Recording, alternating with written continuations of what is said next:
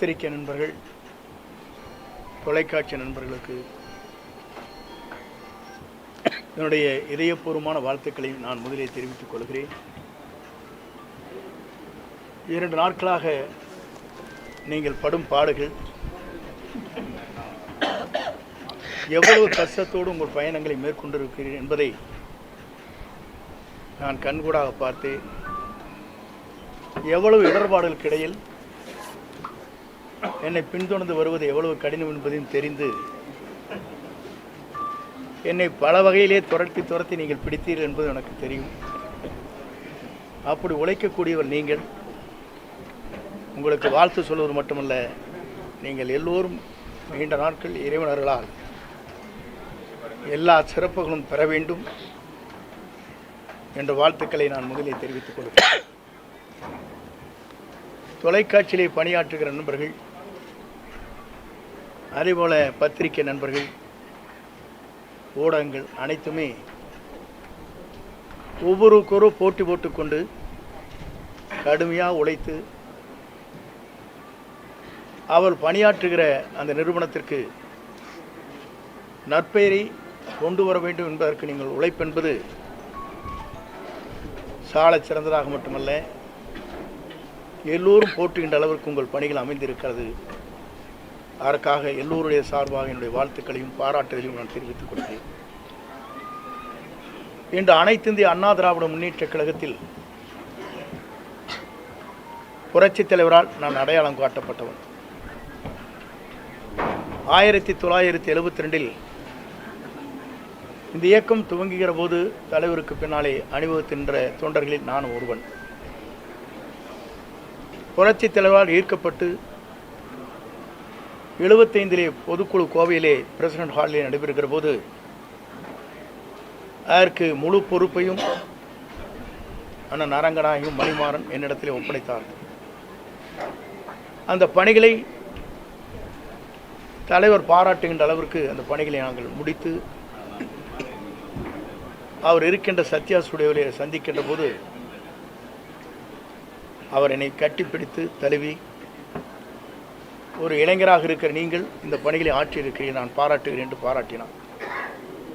அப்போதெல்லாம் எதிர்க்கட்சியை சார்ந்தவர்கள் சொன்னார்கள், இந்த கட்சி 100 நாட்கள் கூட நடக்காது, 100 நாட்களிலே 100 நாள் படம் என்று சொல்வார்களே, அதை போல மறைந்துவிடும் என்று சொன்னார். ஆனால் பேரறிஞர் அண்ணா அவர்களால் பாராட்டப்பட்டவர் புரட்சித் தலைவர். அண்ணா அவர் சொல்கிற போது, இந்த இயக்கம் இன்றைக்கு வெற்றி பெற்றிருக்கிறது, என்னை நீங்கள் காண வந்திருக்கிறீர்கள் நான் முதலமைச்சர் என்ற முறையில் என்று சொல்லி, என்னை வெற்றி வைத்தவர் குண்டடி விட்டு கிடக்கிறார், அவரை பார்த்து விட்டு வாருங்கள் என்று அண்ணாவால் அடையாளம் காட்டப்பட்டுள்ள பாராட்டுதலை பெற்றவர் புரட்சித் தலைவர். அவர் தன்னுடைய காலத்திலிருந்து அவருடைய பணிகள் என்பது 3 முறை தமிழ்நாட்டில் முதலமைச்சராக அருகிலே அமர்ந்தார். 10,000 மைலுக்கு அப்பாலே சிகிச்சை பெறுகிற போது, தமிழ்நாட்டிலே கால் வைக்கிற போது அவர்தான் தமிழ்நாட்டின் நிரந்தர முதலமைச்சர் என்ற வரலாற்றை படைத்தார். அந்த தலைவர் மறைந்ததற்கு பிறகு இயக்கம் 2 கூறுகளாக போகிற போதுதான் 1987 புரட்சித் தலைவர் அம்மாவுடைய வழியிலே நான் பயணத்தை மேற்கொண்டேன். புரட்சித் தலைவர் அம்மா அவர்களும் அவருடைய சுற்றுப்பயணமாக இருந்தாலும் சரி, பல்வேறு ஆலோசனைகள் கேட்கின்ற போது பல்வேறு நண்பர்களோடு நானும் இணைந்து அந்த பணிகளை நான் மேற்கொண்டிருக்கிறேன். புரட்சித் தலைவரால் பாராட்டுதலை பெற்றிருக்கிறேன். எம்மையுமே தன்னுடைய தலையிலே விழுகிறது என்றாலும் கூட சறுக்காமல் வழுக்காமல் இந்த இயக்கத்திற்காகவும் எனக்காகவும் தன்னை அர்ப்பணித்தவர் என்று ஒரு பெரிய கேசட்டை உங்களுக்கு தெரியும். என்னுடைய திருமணத்திலே மட்டுமல்ல, திருச்சியில் நடைபெற்ற நிகழ்ச்சியில் கூட அந்த அளவுக்கு பாராட்டினார். ஆனால் இன்றைக்கு இருக்கிற நிலைகள் வேறு. இன்றைக்கு நான் அதை சொல்வதற்கு காரணம், புரட்சித் தலைவர் அம்மா மறைவுக்கு பிறகு ஆட்சி நடத்தினோம்.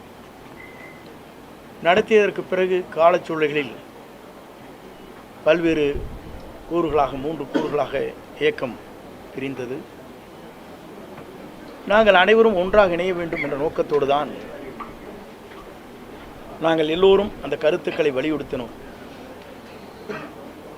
ஆனால் அந்த கருத்துக்கள் பரிமாறப்பட்டதை தவிர செயல்படுத்த இயலவில்லை.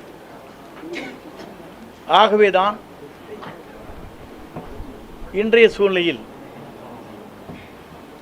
ஒரே ஒரு கருத்தை நான் சொல்ல விரும்புகிறேன். நான் என்று ஒருவன் நினைத்தால் ஆண்டவன் தான் என்று கண்டித்து விடுவான், பார்த்து கொள்வான். ஆண்டவன் தான் என்று பார்த்து கொள்வார். இதுதான் இன்றைய சூழ்நிலை. இறைவன் எல்லோருக்கும் மேலே இருக்கிறான். இறைவன் நம்மை கண்காணித்துக் கொண்டிருக்கிறான். ஆகவேதான் அந்த அடிப்படையில் என்னுடைய பயணங்களை மேற்கொள்கிற போது முதலில் பொறுப்புகளை எடுத்தார்கள். எல்லோரும் ஒருங்கிணைக்கப்பட வேண்டும் என்று நான் தேவர் ஜெயந்திக்கு சென்று எல்லோருடையும் பேச வேண்டும் என்ற நோக்கத்தோடு தான் அந்த நிகழ்ச்சிக்கு நான் சென்று திரும்பி 2 நாட்களுக்குள்ளேயே உறுப்பினர் பதவி கூட எடுத்து விட்டார். 50 ஆண்டு கால வரலாற்றில் இந்த இயக்கத்திற்காக ஏற்றத்தாழ்வுகளை சந்தித்த எனக்கு கிடைத்த பரிசுதான் உறுப்பினர் பதவி கூட எடுக்கப்பட்டிருக்கிற நிலை இருக்கிறது. என்னோடு மட்டுமல்ல, என்னை சார்ந்தவர்களும் அந்த பதவிகளை எடுத்தார்கள். அதோடு அவர் நின்று விடவில்லை. மகேஷ் என்பவர் அவருடைய தந்தை மாமன் ஒரு விபத்திலே இறந்து விட்டார். காங்கேயத்திற்கு அருகாமையில் அவருடைய இல்லத்திற்கு சென்ற துக்கத்தை விசாரித்தவுடன், நீ ஏன் அனுமதித்தார் அவரை என்று அடிப்படை உறுப்பிலிருந்து அவர் நீக்கப்பட்டார். துக்கத்துக்கு செல்வதே, வேதனைக்கு சென்று விசாரிப்பதே தவறென்று அந்த இளைஞரை ஒரு பொறுப்பிலே இருக்கின்றவரை அடிப்படை உறுப்பிலிருந்து நீக்கப்பட்டது என்பது இதுவரையிலும் தமிழகத்தின் வரலாற்றில் நடைபெறாத ஒன்று என்பதை நான் இந்த நேரத்தில் சுட்டிக்காட்ட விரும்புகிறேன். அதற்கு பிறகு என்னுடைய முடிவை பொறுத்தவரையிலும் இன்றைக்கு தெளிவான முடிவுகளை மேற்கொண்டுதான் நேற்றைய தினம் சட்டமன்ற உறுப்பினருடைய பதவியை ராஜினாமா செய்துவிட்டு இன்றைக்கு கழகத்திலே, தமிழக வெற்றி கழகத்தில் நான் இணைந்திருக்கிறேன். ஏன் இங்கே இணைந்தார்கள் என்ற ஒரு கேள்வி கூட கேட்கக்கூடும். இதற்கு காரணங்கள் இருக்கிறது. இன்று திமுக வேறல்ல, அண்ணா திமுக வேறு என்பது அல்ல, உங்களுக்கு தெரியாத ஒன்றல்ல. இரண்டும் ஒன்றாக இணைந்துதான் பயணங்களை மேற்கொண்டு வருகிறார் என்பதை நாடறிந்து கொண்ட ஒன்றாக இருக்கிறது. இதை ஊடக நண்பர்களுக்கு நன்றாக தெரியும். ஏனென்று சொன்னால், நாட்டில் நடைபெறுகிற நிகழ்ச்சி தேர்தல் களத்திலே இருக்கின்ற போது ஆளுநரிடத்திலே கொடுக்கப்பட்ட மனு, அதற்கு பிறகு நாங்கள் என்ன நடவடிக்கை மேற்கொள்கிறோம் என்று சொன்னதோடு சரி, அதற்கு பிறகு அவங்களுடைய பயணங்கள் எப்படி இருக்கிறது, எப்படி நடைபெறுகிறது என்பதை பத்திரிகை நண்பர்களுக்கோ மக்களுக்கோ நான் சொல்ல தேவையில்லை. ஆனால் என்னுடைய பயணத்தை பொறுத்தவரையிலும் ஒரு தூய்மையான ஆட்சி தமிழகத்திலே மலர்வதற்கு வெற்றி கழகம், இன்றைக்கு தமிழக வெற்றி கழகம் இளவல் நம்முடைய வெற்றி பயணத்தை மேற்கொண்டிருக்கிற விஜய் அவர்கள் ஒரு மாபெரும் இயக்கத்தை உருவாக்கி மக்கள் மனதிலே இடம்பெற்றிருக்கிறார். இங்கே வந்த பத்திரிகை நண்பர்களே அவருடைய குழந்தைகளை கேட்டால் சொல்லும். பள்ளிக்கு செல்கிற குழந்தையாக இருந்தாலும், கல்லூரிக்கு செல்கிற குழந்தையாக இருந்தாலும் கூட, அப்பா அம்மா இந்த முறை அவருக்கு ஓட்டளிகள் என்று கேட்கின்ற நிலை தமிழ்நாட்டிலே பல்வேறு இடங்களிலே பல்வேறு செய்திகள் வந்து கொண்டிருக்கிற நிலை என்னிடத்திலே சொல்லியிருக்கிறார். என்ன காரணம்? ஒரு மாற்றம் தமிழகத்திலே வேண்டும். தமிழகத்திலே ஒரு புதிய மாற்றத்தை உருவாக்கப்பட வேண்டும். தமிழகத்திலே இவர்கள் மட்டும்தான் ஆள வேண்டுமா? ஏன் ஒருவர் மற்றவர் நல்ல புனித ஆட்சியை நடத்துவதற்கு, ஒரு தூய்மையான ஆட்சியை நடத்துவதற்கு ஒருவர் தேவை என்ற எண்ணம் மக்கள் மனதிலே நிறைந்திருக்கிறது என்பதுதான் இந்த தமிழகம் வெற்றி கழகம் இன்றைக்கு பயணத்தை மேற்கொள்கிற போது அது வெற்றி பயணமாக நடைபெற்று கொண்டிருக்கிறது. குறிப்பாக இதை நான் சொல்வதற்கு காரணம், எல்லா நாடுகளிலும் எல்லா மாநிலங்களிலும் பல்வேறு மாற்றங்கள் உருவாகி கொண்டிருக்கிறது. டெல்லியை எடுத்துக்கொண்டாலும் கூட 2 கட்சிகள் தான் பெரிய கட்சி என்கிற போது அன்றைக்கு மாற்றங்கள் உருவாக்கப்பட்டது. ஆம் ஆத்மா வந்தது, ஆம் ஆத்மா சொன்னது. அதே நேரத்தில் பஞ்சாபிலே கூட காங்கிரஸ் 2 கட்சிகள் போட்டி போட்டுக் கொண்டிருக்கிற போது இடையிலே மற்றொரு கட்சி அங்கே வருகின்ற வாய்ப்பு அங்கே உருவாக்கப்பட்டது. இதையெல்லாம் நான் எதற்காக சொல்லுவேன் சொன்னால், மக்கள் மாற்றத்தை விரும்புகிறார்கள். ஒரு தூய்மையான ஆட்சி தமிழகத்திலே கொண்டு வர வேண்டும், ஒரு மாற்றங்கள் தேவை என்ற நோக்கத்தோடு தான் இந்த பயணங்களை அவர் மேற்கொண்டிருக்கிறார்கள். இந்த பயணம் என்பது உங்கள் தொலைக்காட்சி நண்பர்கள் மட்டுமல்ல, மக்கள் இன்றைக்கு முழு மனதோடு வரவேற்றிருக்கிறார்கள். வரவேற்பு மட்டுமல்ல, வெற்றியை சூடுவதற்கு காத்து கொண்டிருக்கிறாள், நேரத்தை பார்த்து கொண்டுதான். ஆகவே 2026 என்பது மக்களால் வரவேற்கப்படுகிற, மக்களால் ஏற்றுக்கொள்ளப்படுகிற, மக்களால் உருவாக்கப்படுகிற ஒரு புனித ஆட்சி தமிழகத்தில் உருவாகுவதற்கு நம்முடைய வெற்றி கழகத்துடைய தலைவர் அன்பிற்கினிய இளவல் விஜய் அவர்கள் வெற்றி பெறுவார்கள். 2026 மக்களால் மாபெரும் புரட்சி உருவாகி வெற்றி என்ற இலக்கை அவர் எட்டுவார் என்பதை மட்டும் நான் இந்த நேரத்திலே உங்களுக்கு பணிவன்போடு தெரிவித்து, வருகின்றிருக்கிற தொலைக்காட்சி நண்பர்கள், ஊடக நண்பர்களுக்கு என் வாழ்த்துக்களையும் நன்றியும் பாராட்டுதலையும் தெரிவித்துக் கொள்கிறேன். நன்றி, வணக்கம்.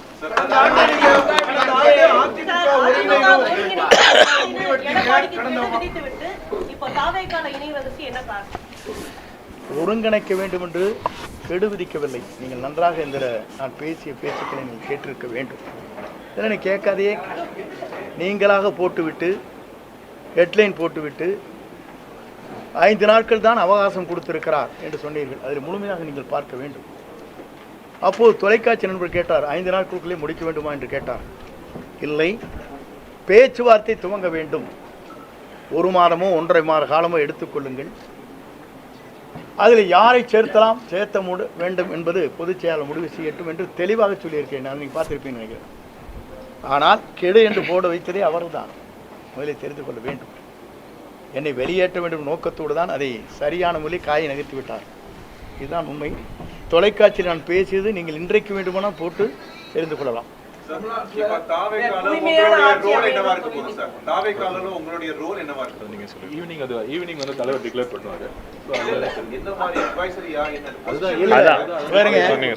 சாயங்காலம் மாலை அது அறிவிக்கப்படும்.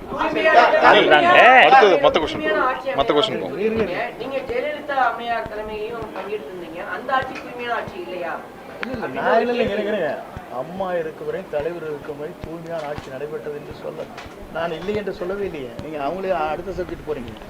புனிதமான ஆட்சி அவங்க 2 பேரும் நடத்தினாலும் சொல்லியிருக்கேன்.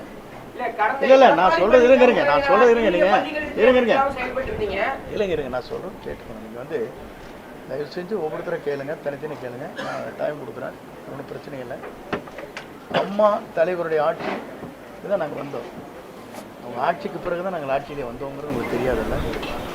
அவர் அப்படி ஆட்சி நடத்தினால 5 முறை அவங்க ஜெயித்தாங்க, தலைவர் 3 முறை ஜெயித்தாங்க. அது புனித ஆட்சியிலேயே நீங்கள் என்கிட்ட கேள்வி கேட்டு மடக்கூடாது. நான் புனித ஆட்சி இல்லைன்னு சொன்னேன்னா, நீங்களாக ஒரு கேள்வி கேட்டு அதை பதிலாக பெற்று அதற்கு பிறகு பத்திரிகை திரித்து போட்டி அது என்னையெல்லாம் டேமேஜ் பண்ணணும் நினைக்கிறேன்.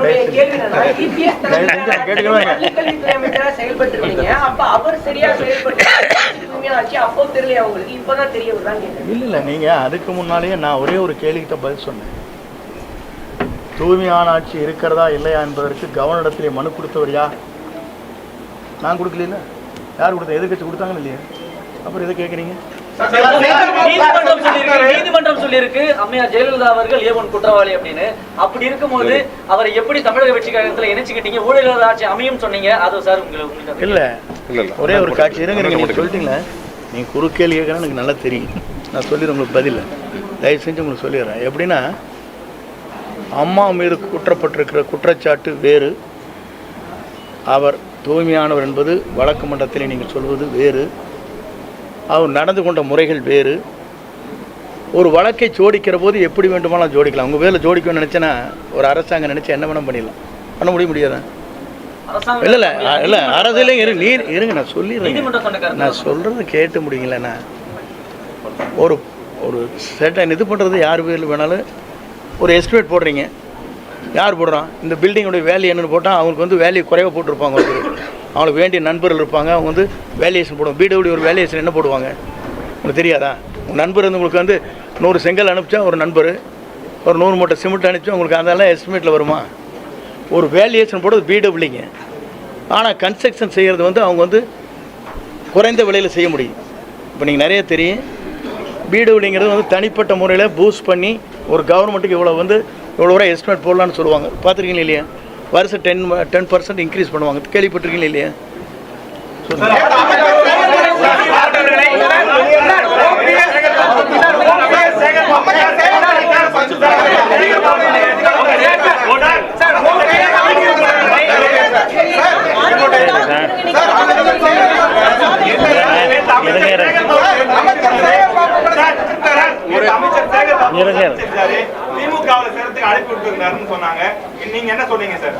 திராவிட முன்னேற்ற கழகத்தோ தேசிய கட்சிகளோ மாற்றுக் கட்சிகளோ என்னை யாரும் சந்திக்கவில்லை, சந்தித்து பேசவில்லை.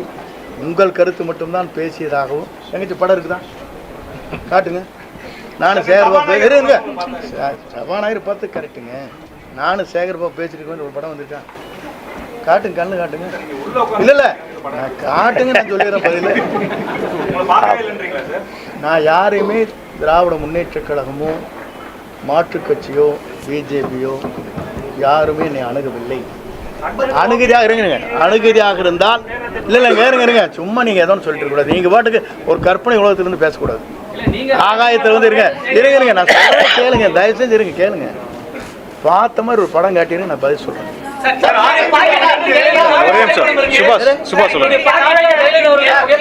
ஒவ்வொருத்தரா கேளுங்க, ஒரே ஒருத்தரா கேளுங்க. சுபாஷ் கேளுங்க. நீங்க என்ன சொல்றீங்கன்னா, இது ஜனநாயக கட்சி, யாரை வேண்டுமானாலும் தங்களுடைய விருப்பப்பட்டவர்களையும் படத்தை வைத்துக் கொள்வது ஆட்சேபனையே கிடையாது.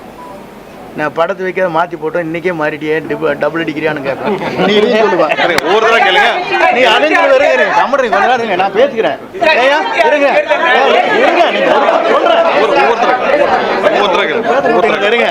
நீங்க என்ன சொல்லுவீங்க?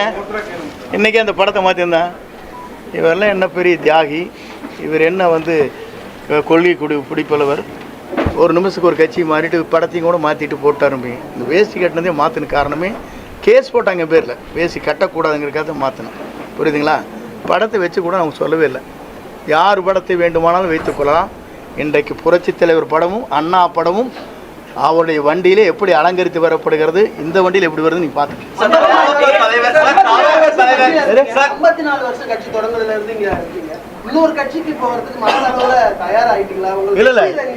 இல்ல நான் சொல்றது கேளுங்க. ஒரு இயக்கத்திலே நான் பணியாற்றுவது, முழுமையாக அந்த இயக்கத்தில் இருக்கும் வரை அடிக்கடி நல்லா ஜம்ப் பண்ணிருக்கேன்னா, தினவர் கட்சிக்கு போயிருக்கேன்னா நான் கோரேன். இன்னைக்கு வந்ததுக்கு காரணமே ஒரு புதியமான ஒரு மாற்றத்தை உருவாக்குவதற்கு ஒரு பயணத்தை மேற்கொண்டிருக்கிறார்கள். மக்கள் வரவேற்பு, மாபெரும் வரவேற்பு. நீங்கள் பார்க்குறீங்க, உங்கள் டிவிக்காரில் என்ன சொல்கிறாங்க சேனலில், எங்களுக்கு என்ன வந்துருக்குன்னு சொல்கிறாங்க, 1 கோடி பேர் பார்க்குறாங்க எங்கள் சேனலை. நாங்கள் அதனால தான் 10 சேனல் போட்டு இறங்குற இடத்துலையும் எடுக்கிறோம், நிற்கிற இடத்துலையும் எடுக்கிறோம், அங்கேயும் எடுக்க. நீங்கள் தானே சொல்கிறீங்க. எனக்கு சொன்ன ஒரு ஓனர் சொல்லியிருக்காரு, 4 ஓனர் கேட்டுக்கிறீங்களா இல்லையா? நாங்கள் அதுக்கு தான் முடிக்க உங்களை படம் எடுத்துகிட்டு இருக்காரு அவரை அப்படிங்கிறாங்க. 10 சேனல் போடுறாங்கிறாங்க. யாராச்சும் போடுறாங்களா? இறங்குற இடத்துல எடுக்கிறீங்க, ஹெலிகாப்டர்ல எடுக்கிறீங்க, ஓடுற கூட எடுக்கிறீங்க, அங்கேயே நிற்கிற போது எடுக்கிறீங்க, சுற்றி எதுக்காக எடுக்கிறீங்க? அப்போ வந்து மக்கள் வந்து வரவேற்கிறாங்க நோக்கம் தானே அது. இல்லை வெளிப்படைத்தன்மை இல்லை, வேற இருங்க. வெளிப்படைத்தன்மை இல்லைன்னு சொன்னால் டெல்லி எடுத்துக்க வேண்டியதானே? டெல்லியில் வெளிப்படைத்தன்மையோட வந்தது காருக்குள்ள, அதெல்லாம் எடுத்து காட்ட வேண்டியதானே?